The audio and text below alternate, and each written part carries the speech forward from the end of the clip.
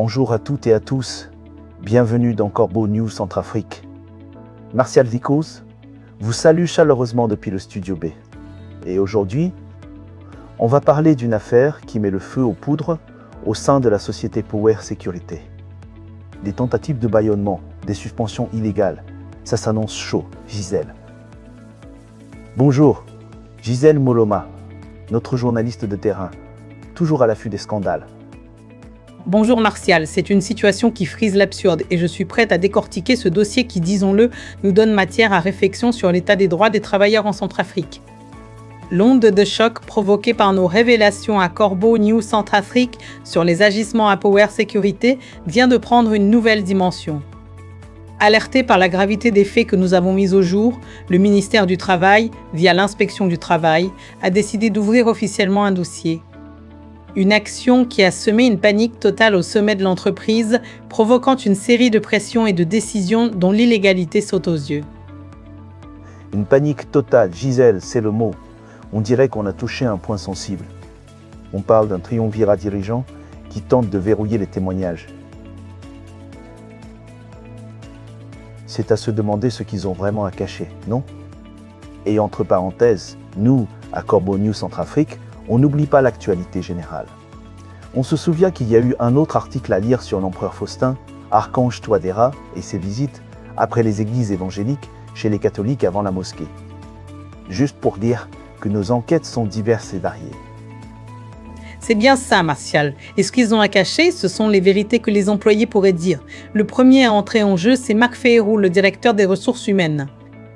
Il est clairement sous pression et il a carrément tenté d'imposer des éléments de langage et de proférer des menaces directes sur les employés.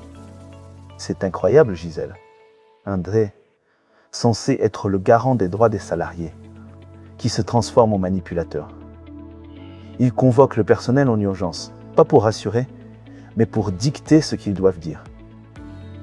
C'est ça. La nouvelle fonction d'Andrea Power Sécurité. Et d'ailleurs, pour ceux qui nous écoutent, on allait aussi publier une enquête sur l'hôpital communautaire de Bangui et ce système où les malades affrontent la pénurie, le commerce illicite des médicaments et la faim. On ne lâche rien, Gisèle. Exactement, Martial. Selon nos informations au CNC, Marc Féhéroul essaie d'imposer aux employés une conduite stricte face aux inspecteurs. Il leur demande de démentir toutes nos révélations et de présenter une image totalement falsifiée de leurs conditions de travail.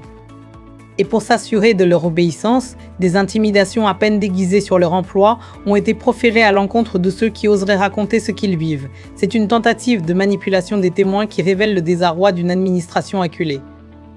On marche sur la tête, Gisèle, faire pression sur des témoins, c'est d'une gravité qui dépasse l'entendement. Mais ce n'est pas tout, n'est-ce pas?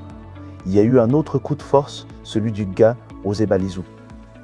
Absolument, Martial. Pendant que Marc Féhéroul s'active à créer de faux témoignages, le directeur gérant adjoint, le pasteur Osé Balizou, lui, a opté pour la manière forte, franchissant allègrement les limites du droit du travail. Pris de panique à l'idée que les représentants légaux des salariés puissent être entendus par l'inspection du travail, le gars a pris une décision unilatérale et purement arbitraire, la suspension de toute l'activité de la délégation du personnel pour 3 mois. Un pasteur qui bafoue la loi de cette manière. C'est une image pour le moins inattendue, Gisèle. Comment peut-on justifier une telle décision?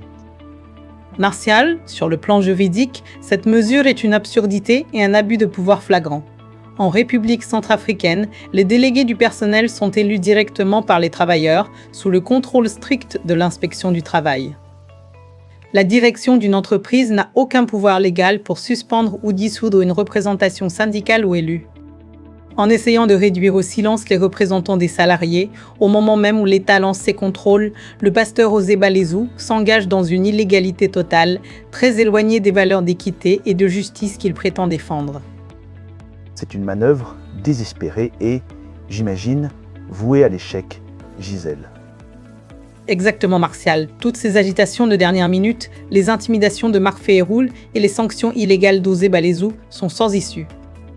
La rédaction de Corbeau News Centrafrique tient à souligner que toutes nos enquêtes se basent sur des recherches approfondies, des documents vérifiés et des témoignages authentifiés, recueillis bien avant et après le début de nos publications. Notre radar d'investigation reste constamment braqué sur le fonctionnement interne de Power Sécurité. La tentative de la direction de masquer la réalité ne fera qu'aggraver son dossier devant les autorités de contrôle du ministère du Travail. C'est clair. Le CNC ne lâche rien.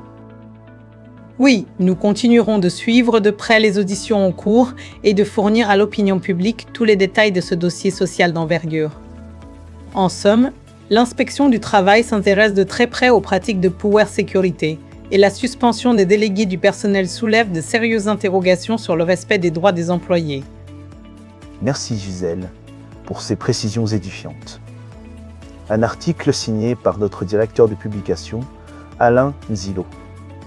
Merci à toi, Martial. Chers auditeurs, n'oubliez pas que vous pouvez nous joindre sur WhatsApp ou par téléphone au + 36 64 10 110 110 110. Restez connectés à Corbeau News Centrafrique pour toutes les informations vérifiées.